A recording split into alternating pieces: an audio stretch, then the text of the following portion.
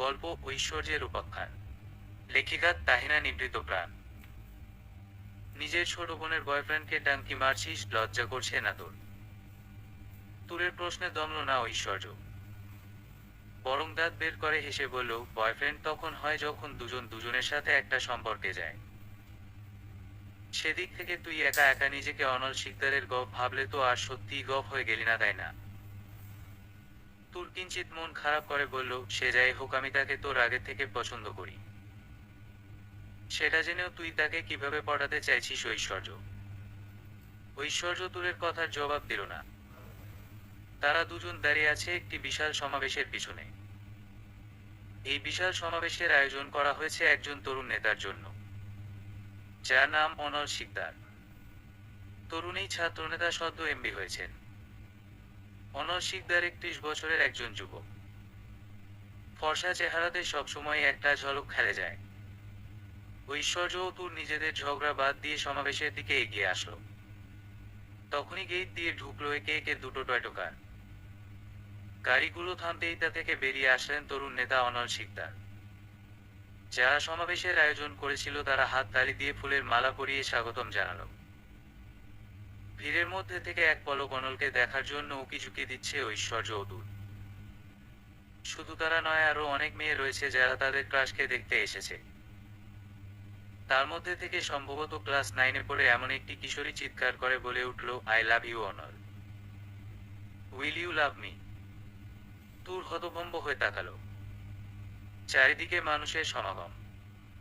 কিশোরী মেয়ের চিৎকার তেমন কানে পৌঁছালো না কারো। আর পৌঁছালেও পাত্তা না দিয়ে সবাই হাসবে। কিশোরীটি পাত্তা না পেয়ে মুখ কাদো কাদো করে দাঁড়িয়ে রইল। ঐশ্বর্য জনদরদি। সেই দর্দের খাতিরে সে মেয়েটির কাঁধে হাত রাখল। তোমার নাম কি? কিশোরীটি ঠোঁট কামড়ে কান্না আটকে রেখে বলল, শুভা। ঐশ্বর্য অবাক হওয়ার বান করে বলল, শুভা? তুমি জানো শুভাকে? শুভা নামক কিশোরীটি মাথা নাড়িয়ে না বোঝালো। ঐশ্বর্য হেসে বলল, হুমায়ুন আহমেদের উপন্যাস পড়া হয় না? আজ গিয়ে পড়বে। হুমায়ুন আহমেদের অপেক্ষা উপন্যাস কিনে নিয়ে যাবে। তারপর সেটা পড়ে তোমার অনুভূতি জানাবে কেমন? শুভা থমথমে গলায় বলল, কিন্তু আপু, সেটা পড়ে আমার লাভ কি? ঐশ্বর্য চমৎকার করে হেসে বলল, অনল শিকদারের প্রিয় লেখক হলেন হুমায়ুন আহমেদ। আর অপেক্ষা উপন্যাসে শুভা নামক চরিত্র আছে। শুভা নামক কিশোরীটির চোখ মুখ এবার উজ্জ্বল হলো। মঞ্চে উঠেছে অনল শিকদার। চারিদিকে হইচই পড়ে গেছে সবার। মাইক প্রস্তুত করা হলো। অনল শিকদার এবার তার মহামূল্যবান ভাষণ দিবেন জনতার উদ্দেশ্যে। Will you marry me? আপনি কি আমাকে বিয়ে করবেন নেতা সাহেব? পুরো মাঠ নিস্তব্ধতা ধারণ করেছে, এতক্ষণের হইচই থেমে গেছে। মিডিয়া ঐশ্বর্যের দিকে ক্যামেরা ঘুরিয়ে রেখেছে। ঐশ্বর্যের হাতে একটি মিনি মাইক, যা দিয়ে সে একের পর এক প্রস্তাব দিয়ে চলেছে অনল শিকদারের উদ্দেশ্যে। ঐশ্বর্য পুনরায় বলল, আপনি কি আমার পূর্ণতা হবেন নেতা সাহেব? অনল থমথমে ভাব নিয়ে নিজের প্রিয় সোহানের দিকে তাকালো। সোহান মুখ কাচুমাচু করে বলল, আমি কিছু জানি না স্যার। অনল কিছু বলার আগে শোনা গেল সেই একই কণ্ঠে বলা প্রস্তাব, আপনি কি আমাকে বিয়ে করতে রাজি নেতা সাহেব? অনল শিকদার ফেঁসে গেল। চরিত্রে আজ পর্যন্ত কেউ দাগ লাগাতে পারেনি। প্রথম কোনো মেয়ে দাগ লাগানোর পথে রয়েছে। অনল লম্বা শ্বাস ছেড়ে নিজেকে শান্ত করতে চেষ্টা করলো, এরকম অনেক মেয়ে তাকে পছন্দ করে, কিন্তু কেউ কখনো এই মেয়েটার মতো পদক্ষেপ নেয়নি। মাইক হাতে নিয়ে অনল ঐশ্বর্যের দিকে তাকিয়ে গম্ভীর কণ্ঠে বলল, নাম কি মেয়ে? ঐশ্বর্য ইরফান। আমি আন্তরিকভাবে দুঃখিত, আপনার প্রস্তাব আমার পক্ষে রাখা সম্ভব নয়। চারিদিকে হইচই পড়ল আবারও। ঐশ্বর্য মন খারাপ করে বলল, কেন সম্ভব নয়? অনল থমথমে গলায় বলল, মো অলরেডি এনগেজড। সবাই অবাক হলো।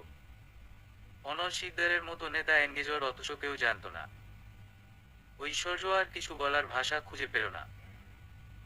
দৌড়ে বের হয়ে গেল ভরা মাঠের চত্বর থেকে। পিছে পিছে তুর দৌড় দিল। একের পর এক ফোন আসছে ঐশ্বর্য ও তুরের মোবাইলে। দৌড়ানোর এক ফাঁকে তুর ফোন রিসিভ করলো। কল দিয়েছে তার বড় বাবা রুদ্র ইরফান। তুর সালাম দিল। রুদ্র গম্ভীর কণ্ঠে বলল, তাকে যেভাবে পারো ধরে নিয়ে এসো। ফোন ডিসকানেক্ট হতেই তুর ঐশ্বর্যকে খুঁজতে লাগলো। এত তাড়াতাড়ি কোন জঙ্গলে গিয়ে লুকালো কে জানে।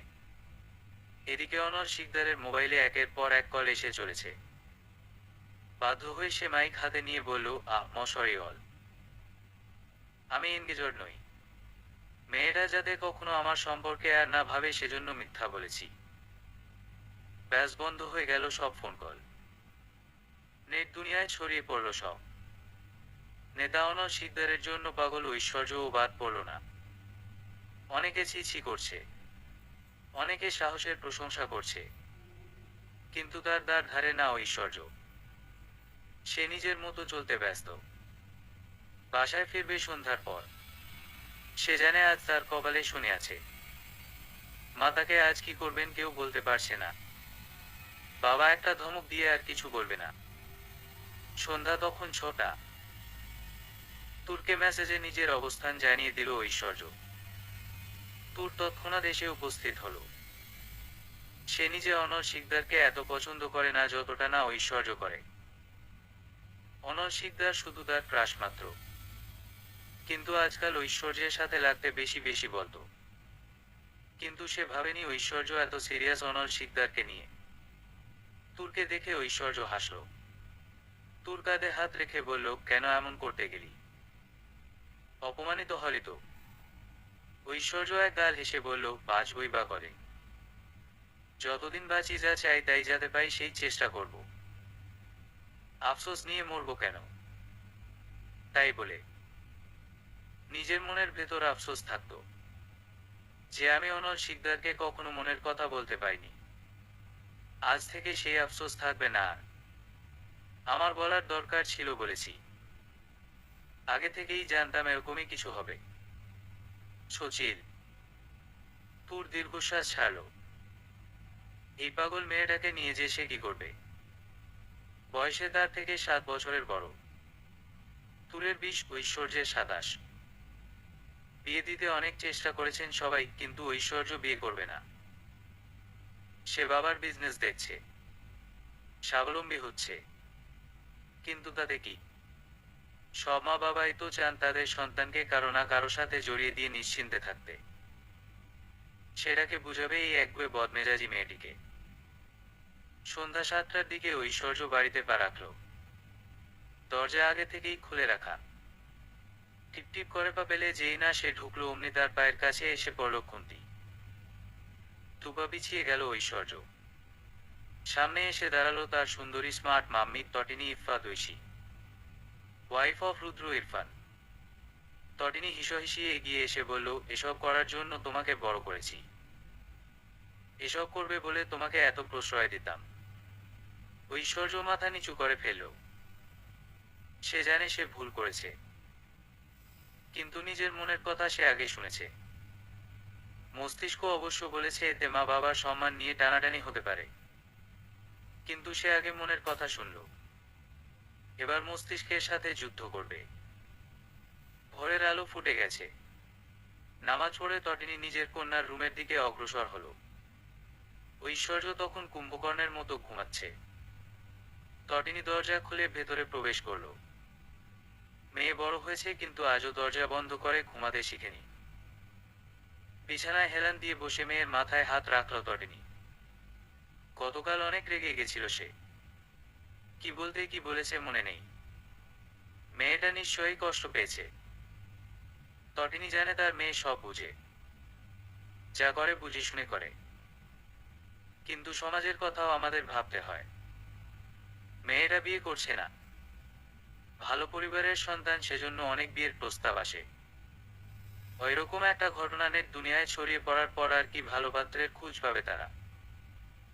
তটিনীর ভাবনায় ব্যাঘাত ঘটিয়ে ঐশ্বর্য ঘুম জড়ানো কণ্ঠে বলল, মাথায় হাত ভুলিয়ে দাও মাম্মি। তটিনী হাত ভুলিয়ে দিতে দিতে মেয়ের কপালে চুমু খেল। বলল, অফিসে যাবে না আজ? ঐশ্বর্য লাফিয়ে উঠে বসল। তটিনী হেসে বলল, ফ্রেশ হয়ে রেডি হয়ে নাও। নাস্তার টেবিলে তোমার বাবা অপেক্ষা করছেন। ঐশ্বর্য মাথা নাড়িয়ে ওয়াশরুমে প্রবেশ করলো। তটিনী মেয়ের রুম থেকে বের হয়ে গেল। ডাইনিং টেবিলে তখন তার দুই সন্তান ও স্বামী অপেক্ষায় বসে আছে। তটিনীকে আসতে দেখেই রুদ্র এক পলক তাকালো। নারীটির বয়স বেড়েছে, চামড়ায় ভাঁজ পড়েছে, কিন্তু আজও তার কাছে অদ্ভুত সুন্দর লাগে। এই অদ্ভুত সুন্দর লাগাটা হয়তো ভালোবাসা। বাটার খেতে খেতে ঐশানী চোখে চশমা ঠিক করে বলল, আপনি কোথায় মাম্মি? তটিনী মেয়ের পাশে বসে বলল, ফ্রেশ হয়ে আসছে। ঐতিহ্যকে তখন হেলে দুলে আসতে দেখা গেল। কানের হেডফোন গলায় ফেলে দিয়ে গুড মর্নিং বলে রুদ্রের পাশে বসে গেল। তটিনী বাচ্চা ও স্বামীর প্লেটে নাস্তা তুলে দিতে লাগলো। রুদ্র নিজের প্লেট থেকে প্রথমে একটু খাইয়ে দিল তার ছোট রাজকন্যা ঐশানী ইরফানকে। তারপর খাওয়ালো ঐতিহ্য ইরফানকে। তখনই বাবার অপর পাশে এসে বসলো ঐশ্বর্য। রুদ্র হেসে নিজের বড় রাজকন্যার মুখে খাবার ঢুকিয়ে দিল। তটিনী তখন ঐশ্বর্যের প্লেটে নাস্তা তুলে দিতে ব্যস্ত। রুদ্র উঠে গিয়ে নিজের বউয়ের মুখে নাস্তা তুলে দিল। এই তো এটাই তাদের পরিবার। আর এই দৃশ্যটা তাদের বাড়ির প্রতিদিনের দৃশ্য। তটিনী সবাইকে নাস্তা দিয়ে নিজেও বসে পড়ল। প্লেটে খাবার নিতে গিয়ে তার মনে পড়ল তিনজন মানুষকে। বউয়ের মন খারাপ দেখে রুদ্র ভ্রু কুঁচকে বলল, কি হলো? তটিনী মন খারাপ করে বলল, মা বাবা কবে আসবেন বলুন তো? রুদ্র মুচকি হাসল। খাবার চিবাতে চিবাতে বলল, রাজের বউয়ের ডেলিভারির পর আসবেন। তটিনী মুখ গুমরা করে বলল, এক একজন এক এক জায়গায়, সবাই একসাথে থাকলে ভালো হতো। রাজরাও না চাকরি নিয়েছে তো নিয়েছে, তাও চট্টগ্রামে। আপনার ব্যবসাতে ওরে ঢুকিয়ে দিন। নিজেদের ব্যবসা থাকতে পরের হসপিটালে চাকরি করবে কেন? রুদ্র পানি পান করে জবাব দিল, তোমার আদরের দেবর সেটা মানলে তো তিনি চাকরি করবেন নিজের যোগ্যতায়। তারপর শখ মিটে গেলে ব্যবসাতে আসবেন কিনা ভেবে দেখবেন। রাজ ইরফান বিয়ের 15 বছর পর বাবা হচ্ছে। প্রবলেম কারোরই ছিল না, সেজন্য ডাক্তার বলেছিলেন ধৈর্য ধরতে।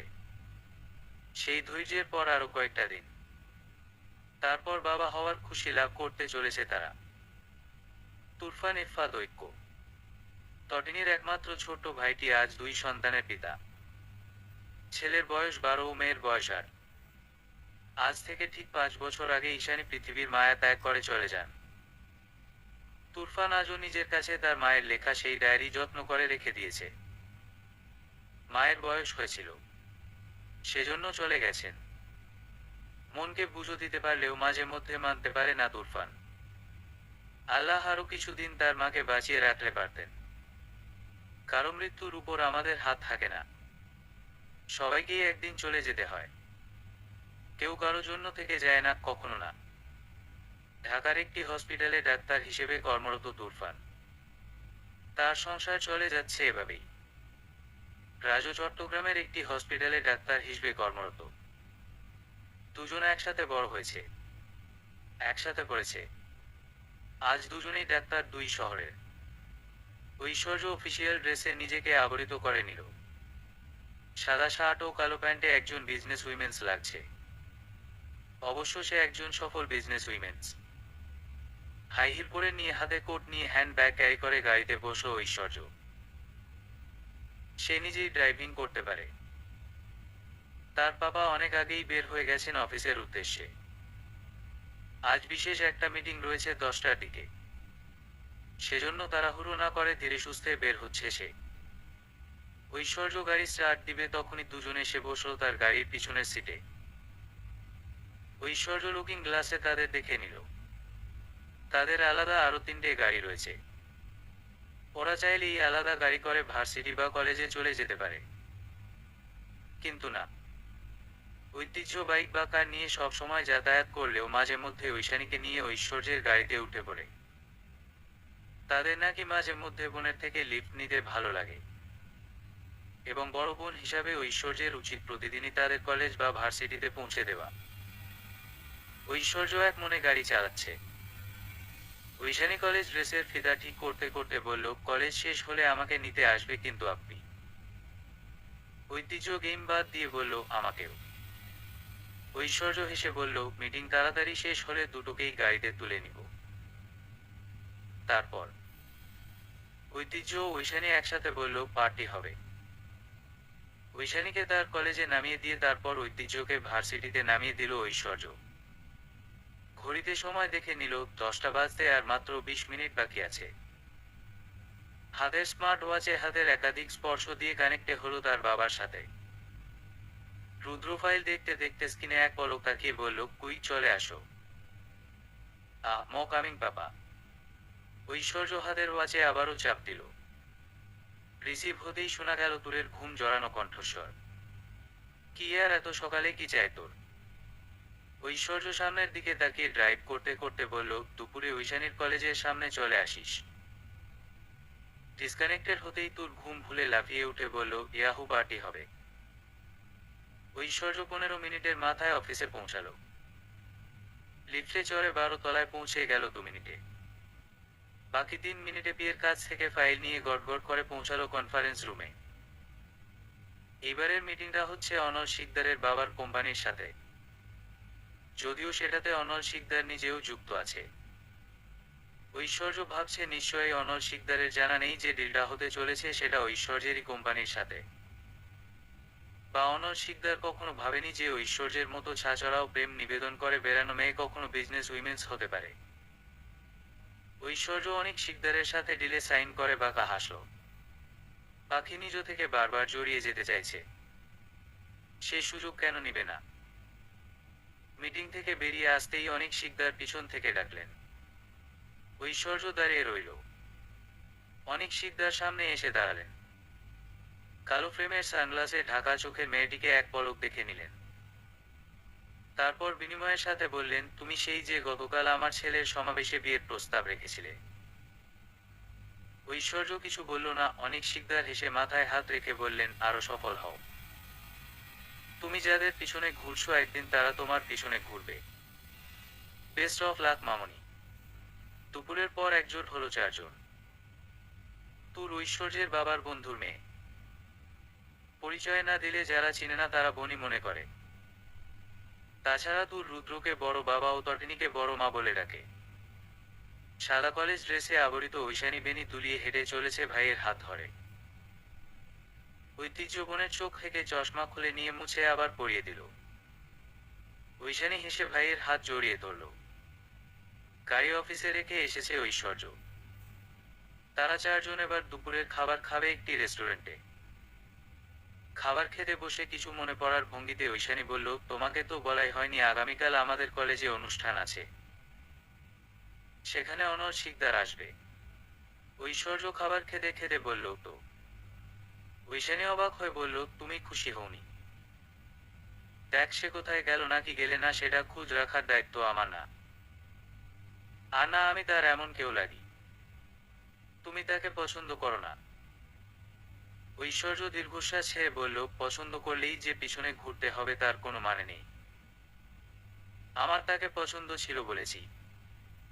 এবার তাকে পাবো কিনা বা সে আমাকে পছন্দ করে না সেটা তার বিষয়।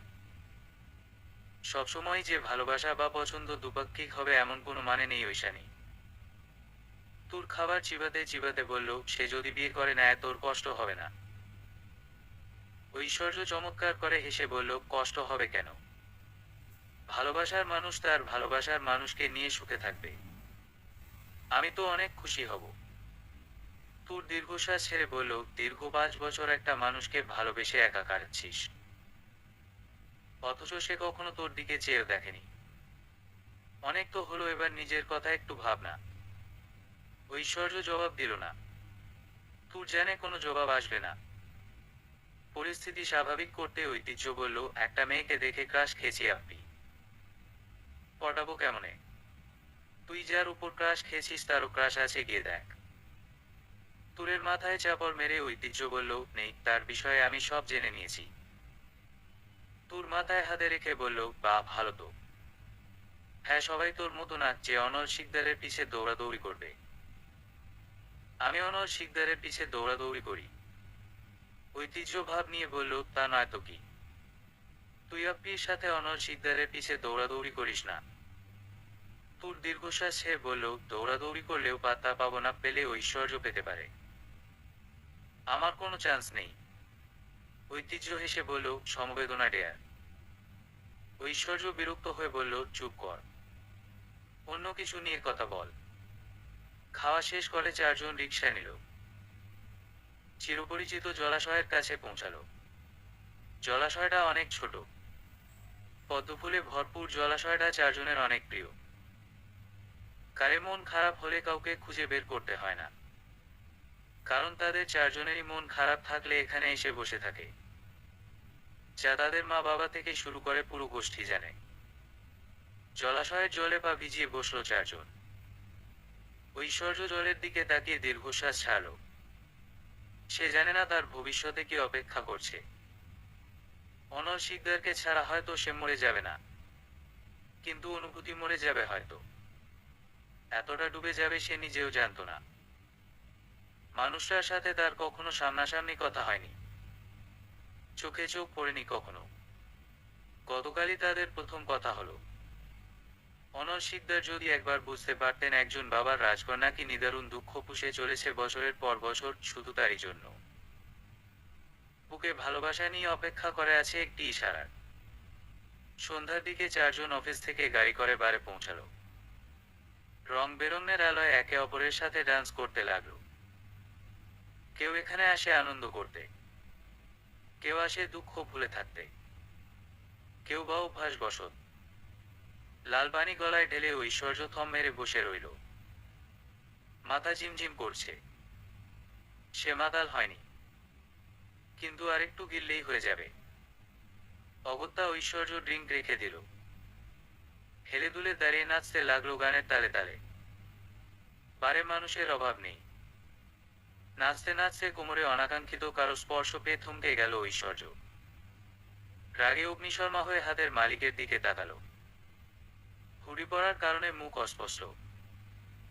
ঐশ্বর্য মুখ দেখতে চেষ্টা করতেই হাতের মালিকটি ঐশ্বর্যের হাত টেনে বাহিরে নিয়ে যেতে লাগলো। ঐশানী, ঐতিহ্য ও তুর তখন ডান্সে মগ্ন। হুড়ি পড়া ব্যক্তিটি বাহিরে এসে থামল। ভিতরের থেকে বাহিরে আরো অন্ধকার বিরাজ করছে। সোডিয়ামের আলো এদিকে নেই বললেই চলে। ব্যক্তিটি হুড়ি মাথা থেকে ফেলে দিল। অন্ধকারের জন্য মুখ দেখতে পারছে না ঐশ্বর্য। ব্যক্তিটা ধীরে ধীরে ঐশ্বর্যের সাথে নিজেকে জড়িয়ে নিল। ঝিমঝিম ভাব থেকে তখন নেশা হয়ে গেছে। ঐশ্বর্য চোখে দুটো করে দেখতে লাগলো। ব্যক্তিটি বুকে জড়িয়ে মাথায় হাত ভুলিয়ে দিতে দিতে বলল, এত পাগলামি, কবে থেকে এত ভালোবাসলে? ঐশ্বর্য জবাব দিতে পারল না। ব্যক্তিটি কপালে দীর্ঘ চুম্বন করলো, কানের কাছে মুখ নিয়ে ফিসফিস করে বলল, আর কখনো ড্রিঙ্ক করবে না। আমি কিন্তু অনেক রাগ করব। ঘুম। ঐশ্বর্য জড়িয়ে যাওয়া গলায় বলল, হু আর ইউ ম্যান? ব্যক্তিটি হেসে বলল, জেনে যাবে খুব শীঘ্রই। ঐশ্বর্যকে গাড়িতে ঢুকিয়ে দিয়ে ব্যক্তিটি ঐশ্বর্যের ঘড়িতে চাপ দিল। লক খুলে কানেক্টে হলো ঐতিহ্যের সাথে, সাথে সাথে আবার ডিসকানেক্টেড করে দিল। হঠাৎ করে ঐশ্বর্যের কল পেয়ে ঐতিহ্য তুর ও ঐশানীকে নিয়ে বের হয়ে আসলো। পারে না পেয়েই মূলত বের হয়ে এসেছে তারা। গাড়িতে ঐশ্বর্যকে পেয়ে স্বস্তির নিঃশ্বাস ছাড়ল তিনজন। ঐতিহ্য ড্রাইভ করতে লাগলো। তুর দীর্ঘশ্বাস ছেড়ে ঐশ্বর্যকে ধরে বসে আছে। ঐশানী ভয় পাওয়া গলায় বলল, আপ্পির তো পুরো নেশা হয়ে গেছে, মাম্মি জানতে পারলে মেরাই ফেলবে। ঐতিহ্য মৃদু ধমক দিয়ে বলল, চুপ কর, আমরা কি জানতাম আপ্পি ওসব খাবে? কখনো তো খায় না। তোর মনে মনে বলল, হাদারাম, তোর বোন তোর সামনে খায় না বলে কি কখনো খায়নি? আমার সাথে যখন যায় তখন তো দেদারসে গেলে। শালিনী যেও দেবদাসী হচ্ছে, সাথে আমাকেও বানাচ্ছে। তুরের মনের কথা কেউ শুনল না। কিন্তু ঐতিহ্য গাড়ি চালাতে চালাতে বলল, তুই কি আমাকে গালি দিচ্ছিস? তুর হতভম্ব হয়ে বলল, কখন দিলাম? ঐতিহ্য লুকিং গ্লাসে এক পলক তাকিয়ে বলল, তোর মুখের রিয়েকশন দেখে মনে হচ্ছে। ঐশানী চোখে চশমা ঠিক করে বলল, দেখে গাড়ি চালাও ব্রো, আজ কপালে শনি রবি মঙ্গল সব আছে। ঠিক তখনই ঐশানীর মুঠোফোন বেজে উঠল। স্ক্রিনে তাকিয়ে কাঁদো কাঁদো স্বরে বলল, মাম্মি কল দিয়া ব্রো। ঐতিহ্য কল লাউডে দিতে বলল। কল লাউডে দিতেই অবাস থেকে ভেসে এলো তটিনীর চিন্তিত স্বর, কোথায় তোরা? সবকটা একসাথে কিসের পার্টি করছিস? তিশাপু কল দিচ্ছে বারবার। তুর তোদের সাথে তো। ঐশানী মিনমিন স্বরে বলল, হ্যাঁ মা আপু, আমাদের সাথে। আমরা প্রায় চলে এসেছি। তুমি চিন্তা করো না। ফোন রেখে দিয়ে স্বস্তির নিঃশ্বাস ছাড়ল ঐশানী। তাদের গাড়িকে ওভারটেক করে গেল একটি কালো টয়োটা কার। কারে বসা ব্যক্তিটি মনে মনে হেসে বলল, তুমি অনেক বোকা ঐশ্বর্য। না হলে কি এমন করো? এত পাগল কেন তুমি? তোমার পাগলামি বারুক, কিন্তু সেটা আমার সামনে। সবার সামনে তোমার অসম্মান আমি মানতে পারি না ঐশ্বর্য। খুব শীঘ্রই তোমার যতটুকু অসম্মান হয়েছে তা ফেরত পাবে। আমি কথা দিলাম। দরজার সামনে অগ্নিশর্মা হয়ে দাঁড়িয়ে আছে তটিনী। ঐশানী ভয়ে কুকড়ে তুলের এক হাত শক্ত করে ধরে রেখেছে। ঐশ্বর্য ঐতিহ্যের কাঁধে ভর দিয়ে দাঁড়িয়ে আছে। তটিনী অর্ধ হুঁশহীন ঐশ্বর্যের দিকে তাকিয়ে বলল, তোমার এতটা অধঃপতন ঘটছে ভাবতে পারিনি। আমি সবাইকে বড় মুখ করে বলতাম আমার ছেলেমেয়েরা আর যাই হোক কখনো নেশা করে না। কিন্তু তুমি যুগের সাথে তাল মিলিয়ে চলছো। যুগের সাথে তাল মিলিয়ে চলা কি খুব জরুরি ঐশ্বর্য? জড়ানো গলায় ঐশ্বর্য বলল, এটা 2045 সাল মাম্মি। এখন সবাই এগুলো। ঐশ্বর্যের কথা শেষ হওয়ার আগেই তটিনী থাপ্পড় বসালো। ঐশ্বর্য মেঝেতে ঢলে পড়ে গেল। বাকি তিনজনের দিকে তাকিয়ে বলল, তোমরাও কি তার মতো ওসব গিলে এসেছো? ঐতিহ্য ঐশানী দ্রুত মাথা নাড়িয়ে না বোঝালো।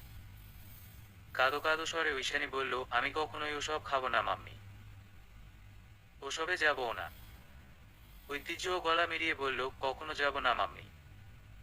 দুজন নিজেদের ঘরে যাও আর তোমাদের মাতাল আপ্পিকেও নিয়ে যাও। ঐশানী ও ঐতিহ্য তাদের আপ্পিকে ধরে ধরে ভেতরে নিয়ে গেল। বাঘিনীর সামনে একা দাঁড়িয়ে আছে তুল। হাসার চেষ্টা করে বলল, বড় মা, তুমি ঐশ্বর্যের সবসময়ের সঙ্গী তুল। অফিস টাইম ছাড়া ও সবসময় তোমার সাথে ঘোরাফেরা করে। ও আগে থেকে ড্রিঙ্ক করে রাই। তটিনীর কর্কশভাবে করা প্রশ্নে তুর ঘাবড়ে গেল। কিন্তু সত্যি না বলে উপায় নেই। অগত্যা স্বীকার করল, হ্যাঁ। তটিনী দাঁত কেমিরিয়ে বলল, তুমি নিজেও ওর সাথে ড্রিঙ্ক করো? তুর তড়িঘড়ি করে মাথা নাড়িয়ে বলল, না বড়মা, আমি কখনো করিনি। তাহলে ওর সাথে যেতে কেন? তুরের চোখ মুখ শুকিয়ে গেছে। বেচারি ভয়ে কুকড়ে গিয়ে বলল, আমি ওকে সবসময় মানা করতাম। ও ড্রিঙ্ক করতো, তবে ততটা না যতটা করলে নেশা হয়ে যায়। কখনো যদি নেশা হয় তো আমি ম্যানেজ করে নিতাম। ঐশ্বর্য এজন্যই আমাকে সবসময় নিজের সঙ্গে রাখত। তটিনী হাত তালি দিয়ে বলল, বাহ তালিয়া, কি মহৎ কাজ করে বেড়াচ্ছ তুমি। তোমার মা বাবাকে তো তোমার এরকম মহৎ কাজ সম্পর্কে জানানো উচিত। তারা অভিভাবক, তাদেরও তোমার কর্মকাণ্ড সম্পর্কে জানার রাইট আছে, তাই না? তুর কাঁদো কাঁদো স্বরে বলল, আর হবে না এরকম বড় মা। প্লিজ মা বাবাকে বলো না প্লিজ। তটিনী গম্ভীর স্বরে বলল, তোমার পার্টনারের রুমে গিয়ে ঘুমিয়ে পড়ো। আজ সবার খাওয়া বন্ধ। তুর তড়িৎ গতিতে জায়গা ত্যাগ করল। তটিনীর আগে গজগজ করতে করতে রুমে ঢুকল। রুদ্র তখনও বাসায় ফেরেনি। এই একটা মানুষ ছাড়া তাকে কেউ সামলাতে পারে না। রাত 10টার পর রুদ্র বাড়িতে আগমন করল। আজ অনেক ধকল গিয়েছে বেচারার উপর। ক্লান্ত মুখ দেখে তটিনী কিছু বলতে পারল না।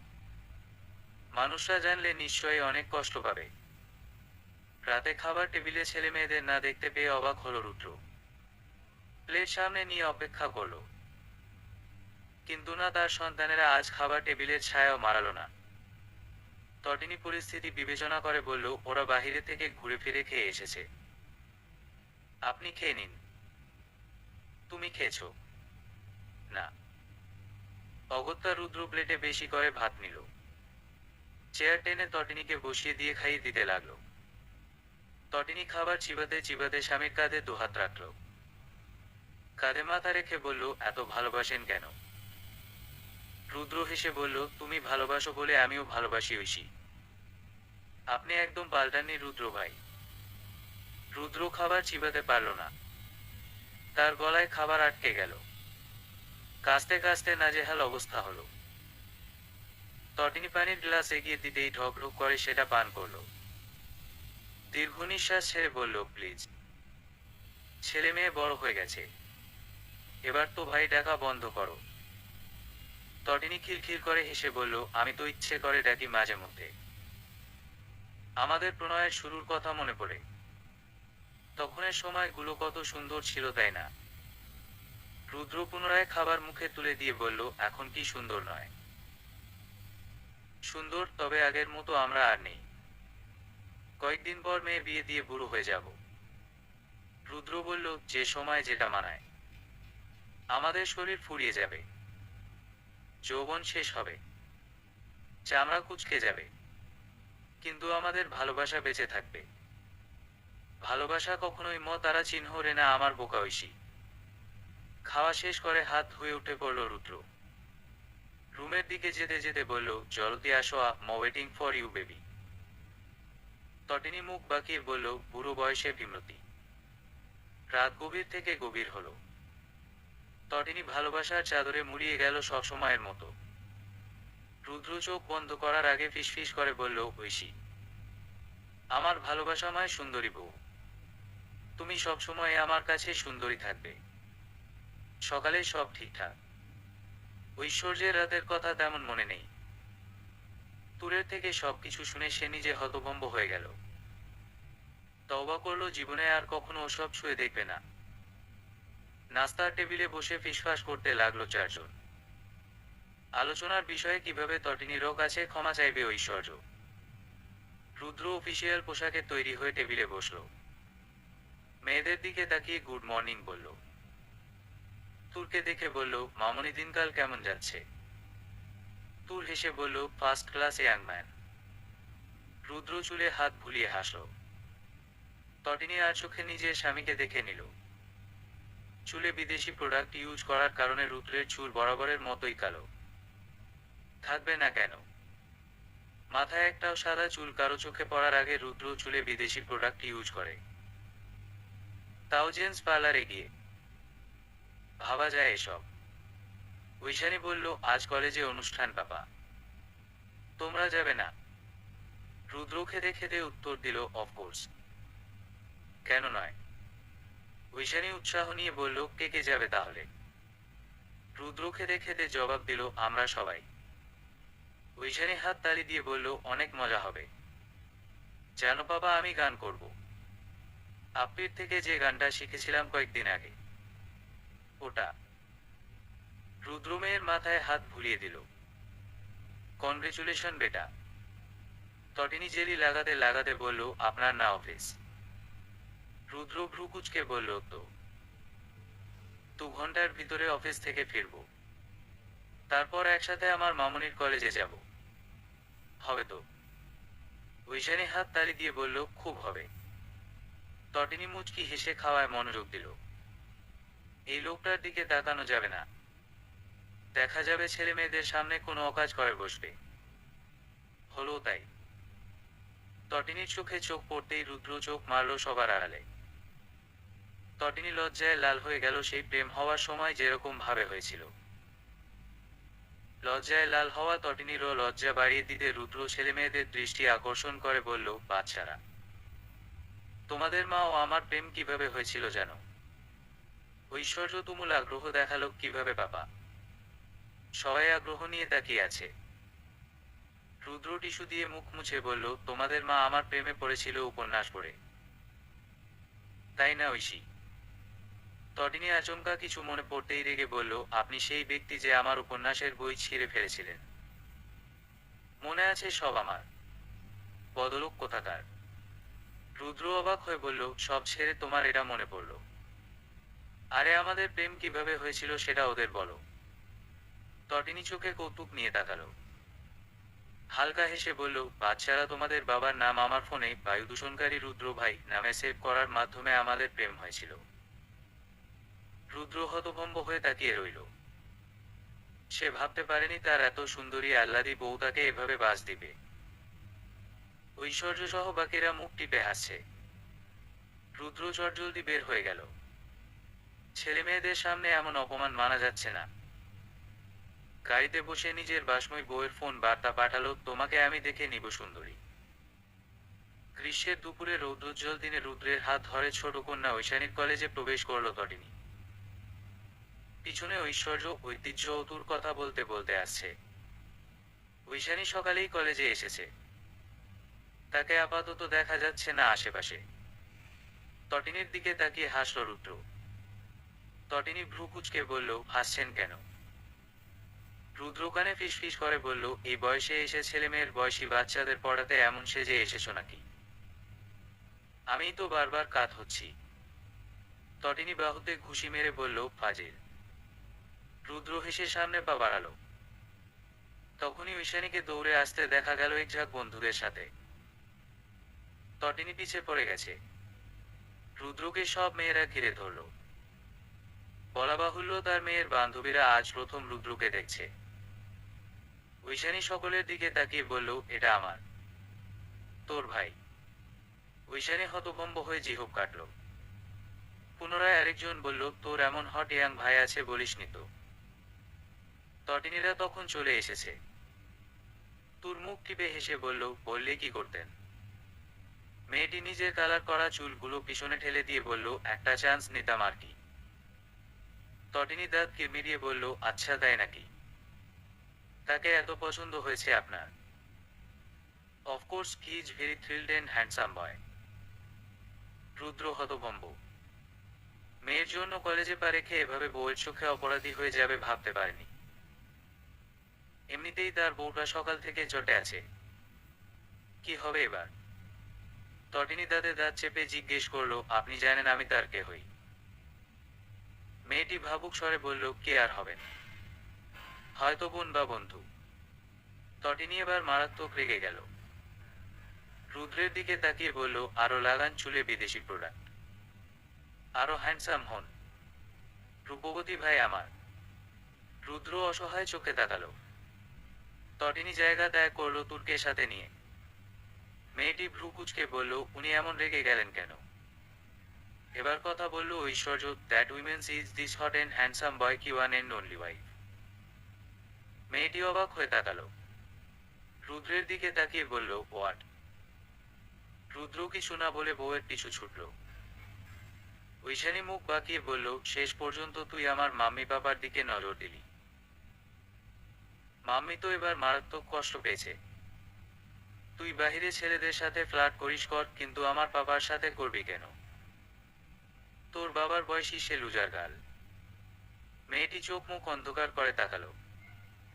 দুঃখিত স্বরে বলল, আমি বুঝতে পারিনি আর। ঐশানী সেটা কানে তুলল না। সে বাকিদের নিয়ে চলে গেল। ঐশ্বর্য ও ঐতিহ্যের সামনে মেয়েটি একা দাঁড়িয়ে আছে। ঐশ্বর্য হাত গুটাতে গুটাতে বলল, কি যেন বলছিলে? মেয়ে ভয় পেয়ে বলল, সরি আপু, আমি বুঝতে পারিনি। ঐতিহ্য এগিয়ে এসে বলল, আর করবে ছেলেদের সাথে ফ্লার্ট? মেয়েটি মাথা নাড়িয়ে না করে দৌড় দিল গেটের দিকে। ঐশ্বর্য ও ঐতিহ্য একসাথে হুহা করে হেসে উঠল। ঠিক তখনই গেট দিয়ে ঢুকলো দুটো টয়টো কার। ঐশ্বর্য সেদিকে তাকিয়ে দীর্ঘশ্বাস ছেড়ে মঞ্চের দিকে চলে গেল। অনল শিকদারের কার কলেজের গেট দিয়ে ঢুকতেই হুলস্থুল পড়ে গেল। পুরো কলেজের স্টুডেন্ট ভিড় জমালো গেটের কাছে। গাড়ি পার্ক করার পর গাড়ি থেকে বের হলো অনল শিকদার। উহুয়ার সব নেতাদের মতো মুজিব করতে নয়, কালো শার্ট ও ডেনিম প্যান্ট পরনে, হাতে কালো কোট ক্যারি করে, চোখে রোদ চশমা পরে গড়গড় করে হেঁটে আসছে সে। পাশ দিয়ে আসছে দুজন সিকিউরিটি। মঞ্চের দিকে আসতেই দুজন ছাত্রী ফুল দিয়ে আমন্ত্রণ জানালো। প্রিন্সিপাল স্যার ফুলের মালা গলায় পরিয়ে দিলেন। ছাত্রলীগের সাথে যুক্ত সমস্ত ছেলেরা চিল্লিয়ে বলতে লাগলো, আমার ভাই তোমার ভাই, অনল ভাই অনল ভাই, আমার নেতা তোমার নেতা, অনল শিকদার অনল শিকদার। অনল শিকদার মঞ্চের সামনের চেয়ারের মধ্যে একটিতে বসলেন। সাইডে বসা কলেজের স্যার ম্যামরা। প্রিন্সিপাল স্যারের কানে পদার্থ বিজ্ঞান বিষয়ক স্যার ফিসফিস করে বললেন, কি যুগ আসলো! আগে নেতারা মুজিব কোট পরে চলাফেরা করতেন, আর এখন? প্রিন্সিপাল গম্ভীর কণ্ঠে বললেন, আগের যুগ আর নেই। এখন 2045 সাল, সবকিছু পাল্টে গেছে। নেতারা মুজিব কোড পড়বে না কেন? পড়ে, তবে সব সময় না। এখানে তো আর ভাষণ দিতে তাকে ডাকা হয়নি, আমন্ত্রণ জানানো হয়েছে প্রধান অতিথি হিসাবে। সে ছাত্র ছাত্রীদের উদ্দেশ্যে কথা বলবে, রাজনীতি নিয়ে নয়। ফিসফাস বন্ধ হলো। অনুষ্ঠানে উপস্থাপকের কাজ করছেন এই কলেজেরই একজন ম্যাম। তিনি মাইক হাতে নিয়ে অনুষ্ঠান শুরু করলেন। একে একে সবাই নিজেদের পারফরমেন্স করতে লাগলো। রুদ্র ও তটিনী বসেছে দ্বিতীয় সারির চেয়ারে। তোর ঐতিহ্য সবাইকে দেখা গেলেও ঐশ্বর্যকে দেখা যাচ্ছে না। অবশ্য এখন দেখা যাবেও না। তাকে ঐশানী জরুরি দরকারে নিয়ে গেছে। এক একজনের পারফরমেন্সের পর এক একজন বক্তব্য দিচ্ছেন। পঞ্চম জনের বক্তব্যের পর আসলো ঐশানীর গান গাওয়ার পালা। মাইকে ঐশানীর নাম ঘোষণা করতেই ধুতিশাড়ি পরা ঐশানীকে গ্যালারিতে দেখানো হলো। অসম্ভব মায়াবতী মেয়েটি মঞ্চে উঠে প্রথমে সবার দিকে তাকিয়ে নিজের গ্যাস দাঁত বের করে হাসল। চোখে চশমা ঠিক করে গান গাওয়ার প্রস্তুতি নিল। 2 মিনিট পেরিয়ে যাওয়ার পরও যখন ঐশানী গান গাইল না, তখন সবার ফিসফাস করা শুরু হলো। ঐশানী বারবার চারিদিকে তাকাচ্ছে। উপস্থাপিকা ম্যাম মাইক হাতে নিয়ে জিজ্ঞেস করলেন, এনি প্রবলেম? হ্যাঁ ম্যাম। আপ্পিকে ছাড়া গাইতে পারবো না, কারণ আপ্পি ভায়োলিন বাজাবে। ঠিক তখনই দেখা গেল ঐশ্বর্যকে। ভায়োলিন হাতে নিয়ে মঞ্চের উপরে উঠে এসেছে সে। মুহূর্তের মধ্যে সবার নজর কেড়ে নিল ঐশ্বর্য। কেউ একবার অনলের দিকে তাকাচ্ছে, তো কেউ ঐশ্বর্যের দিকে। সবার মনে একটাই প্রশ্ন, দুদিন আগে যে দুজনকে নিয়ে সোশ্যাল মিডিয়ায় ঝড় উঠল, সেই দুজনই আজ সামনাসামনি। কিন্তু কত নির্লিপ্ততা! রুদ্র ও তটিনী অল দ্য বেস্ট জানালো। ঐশ্বর্য মঞ্চের পেছনে চলে গেল। সেখান থেকেই ভেসে আসতে লাগলো ভায়োলিনের সুমধুর স্বর। তার তালে তালে গান গাইতে লাগলো ঐশানী। ভায়োলিনের স্বর যেন সবাইকে বশ করে নিয়েছে। সবার মধ্যে এক ধরনের নিস্তব্ধতা। অনল শিকদার চোখ থেকে রোদ চশমা খুলে নিলেন। গান শেষ হতেই ঐশ্বর্য মঞ্চে উঠে আসলো। অনলের সাথে চোখাচোখি হতেই দেখতে পেল নেতা সাহেবের ঠোঁটের কোণে উকি দিচ্ছে এক ঝলক হাসি, যা নিমিষেই মিলিয়ে গেল। ঐশ্বর্য মঞ্চ থেকে নেমে গেল।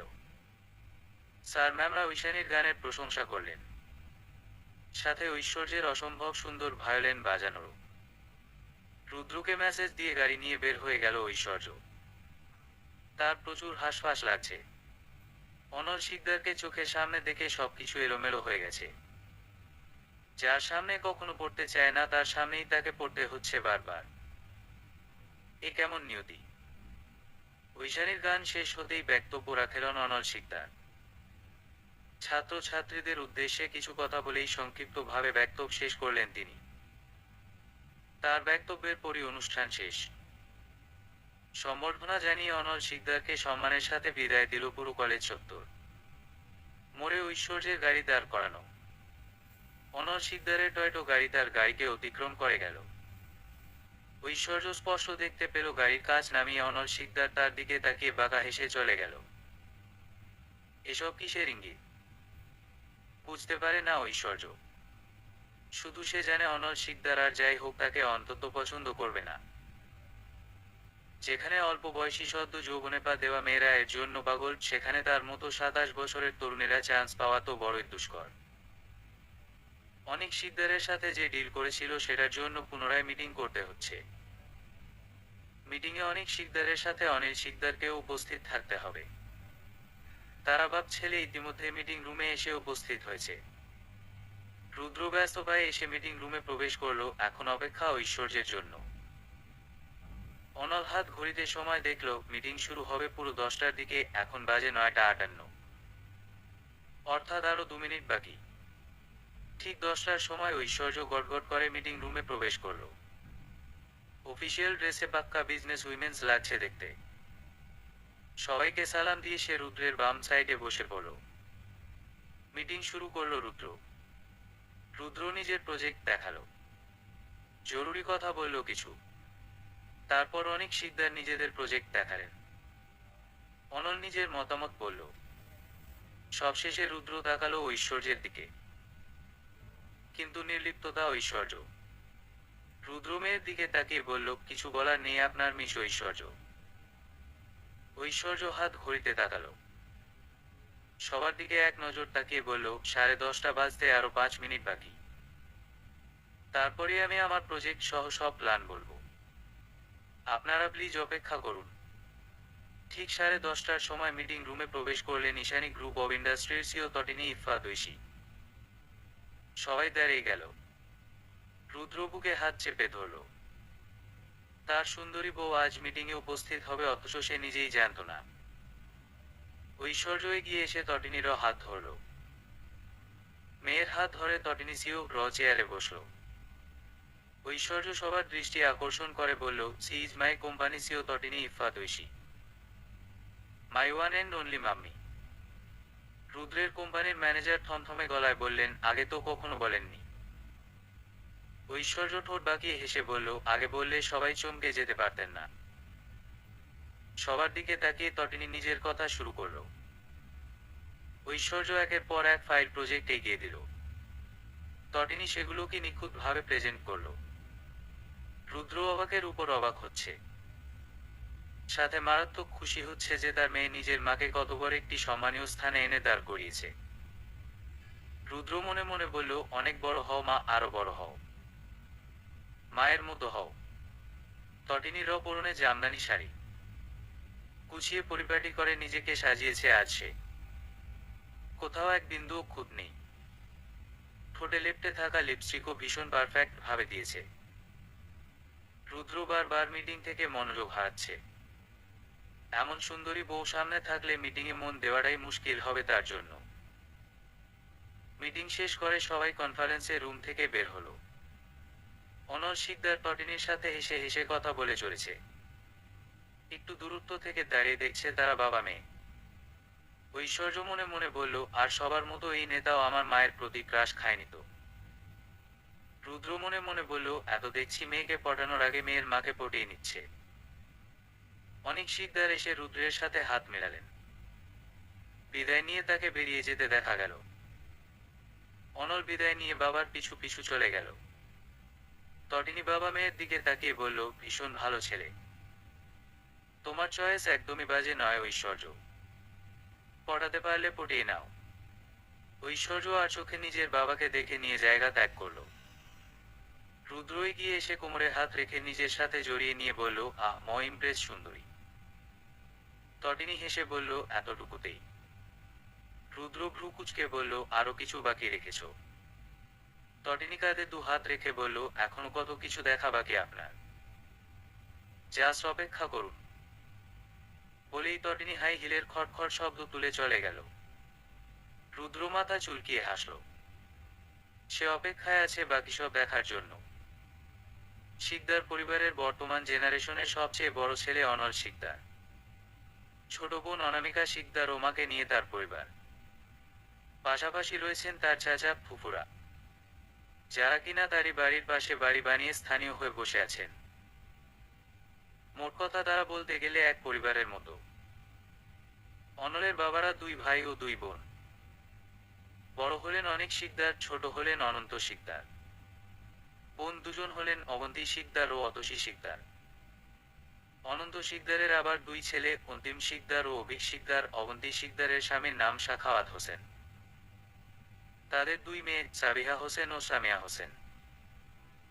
অতসী শিকদারের স্বামীর নাম রবিন আহমেদ। তাদের 1 ছেলে ও 1 মেয়ে, রূপম আহমেদ ও রাখি আহমেদ।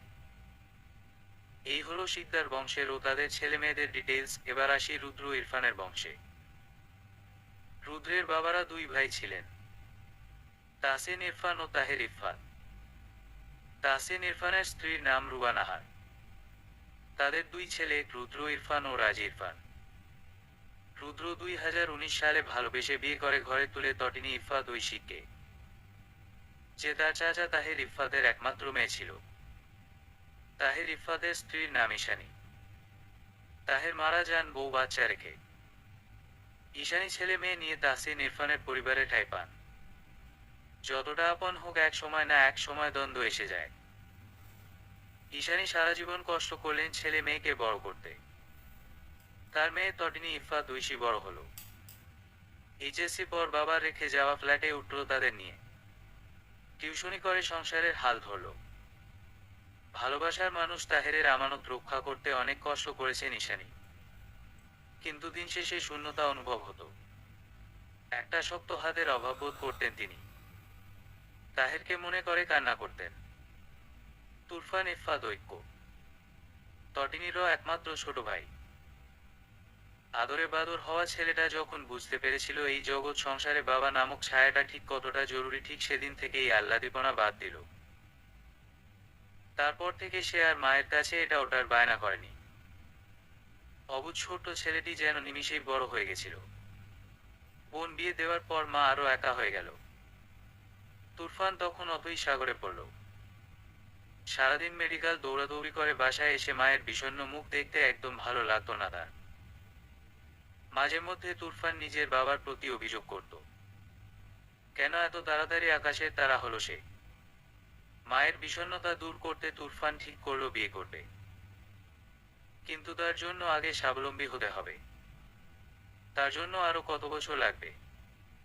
ততদিন কি তার মা এমন বিষণ্ণতা নিয়েই থাকবে? তুরফান ক্লাসের ফাঁকে যতটুকু সময় পেত টিউশনি করাতো।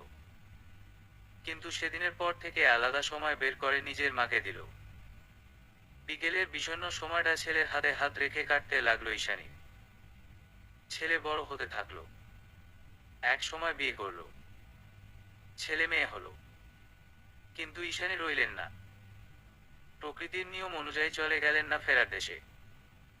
বাংলাদেশের আবহাওয়ায় শরৎকাল বিরাজমান। ছেলে মেয়েদের নিয়ে কাশফুলে বেড়াতে এসেছে তুরফান। কাশফুল ছুঁয়ে দেখতে দেখতে তার নিজের মাকে মনে পড়ে গেল।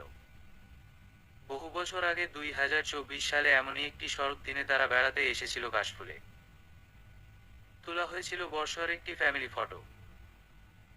ফ্রেমে বাঁধিয়ে সেটা রাখা হয়েছে প্রত্যেকের কাছে। নিজের মুঠোফোন বের করে ডকুমেন্টস চেক করলো তুরফান। ঘেটে বের করলো অনেক পুরনো সেই ফটো ফ্রেমের ডকুমেন্টস। ক্লিক করতেই স্ক্রিনে ভেসে উঠল হাসি খুশিতে ভরপুর একটি চমৎকার ফ্যামিলির মানুষদের, যারা আজ সময় ও যুগের তালে তাল মিলিয়ে ছড়িয়ে ছিটিয়ে আছে ভিন্ন ভিন্ন শহরের ভিন্ন ভিন্ন জায়গায়। গভীর রাত, চোখে ঘুমের ছিটেফোঁটাও নেই ঐশ্বর্যের। ল্যাপটপে হাতের আঙুল দ্বারা করে চলেছে কাজ। ঠিক তখনই তার মুঠোফোন বেজে উঠল বিকট শব্দ করে। কাজে ব্যাঘাত ঘটায় ঐশ্বর্যের ভ্রু আপনা আপনি কুঁচকে গেল। দ্বিতীয়বারের মতো আবারও মুঠোফোন বেজে উঠতেই রিসিভ করল সে। আননোন নাম্বার দেখে ঐশ্বর্য সালাম দিল। ওপাশ থেকে পুরুষালী রুক্ষ গলা শোনা গেল। সালামের উত্তর দিয়ে পুরুষটি আদেশ করল, 5 মিনিটের ভিতরে নিচে আসো। গলা চেনা চেনা লাগলো ঐশ্বর্যের। কিন্তু অপরিচিত ব্যক্তির এহেন প্রস্তাবে বিরক্ত হলো অনেক। কণ্ঠে গাম্ভীর্য ঢেলে বলল, হু আর ইউ ম্যান? ওপাশ থেকে বলল, সেটা দেখার জন্যে হলেও নিচে আসো। অগত্যা ঐশ্বর্য মুঠোফোন কানে চেপে ধরে নিজের কক্ষ থেকে বের হলো। ড্রয়িং রুম গভীর অমানিসাতে ডুবে। চুপি চুপি পা ফেলে আগাতে লাগলো দরজার দিকে। দরজায় হাত রাখতেই জ্বলে উঠল সব বাতি।